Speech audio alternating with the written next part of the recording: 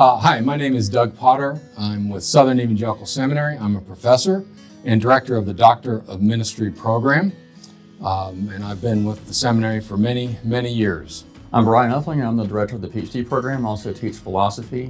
I've been here for 20 years myself and so forth. So we're going to discuss today the issue of abortion and how the school can help deal with those kind of cultural issues. When I came to SES, I had no idea what I was doing or what I was getting into. I don't know about you, but I guess the main thing with abortion for me is I normally hear the argument, my body, my choice. And the problem with that is, well, it's not really your body, it's the baby's body. And what SES really focuses on is being able to teach us about the nature of being, the nature of how to think properly, and philosophy of human nature.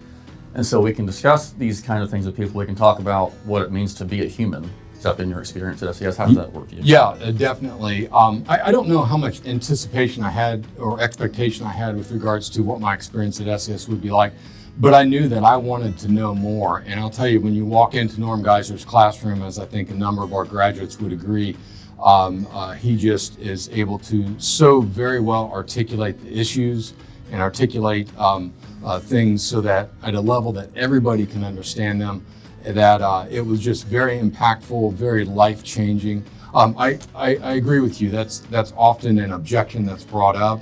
And I think one of the things I learned from Norm Geiser was the ability to bring together different areas of study to tackle really tough, difficult questions. And with regards to the question of abortion, lives are at stake. And so we've got to be able to definitively answer objections to abortions and also put forward a case for not just life beginning at conception. One of the things I learned from my ethics professor is that the issue comes down to, when does a human being exist? And we, of course, hold that a human being exists at the moment of conception, because you've got 23 chromosomes from the father and 23 chromosomes from the mother. You've got 46 chromosomes. And like you said, once that is together, that constitutes a brand new human being. It's not anybody else's body. It's not just tissue. It's not a clump of cells. That is a human being. And therefore, it has the rights. It is to be protected. To take its life is murder. And that's, of course, wrong. Not only wrong against, should be against, wrong against human law, it is also against God's law as well. And the important thing that SES teaches us to do is not just look at the biblical text, which also is very important, but people aren't going to always agree with the Bible about it being true. So we can learn, how can we discuss these kind of issues from a rational, philosophical point of view?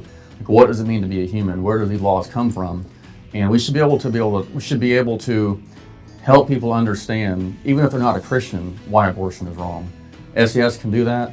You should be plugged into classes, and make sure you give to SES some support as well.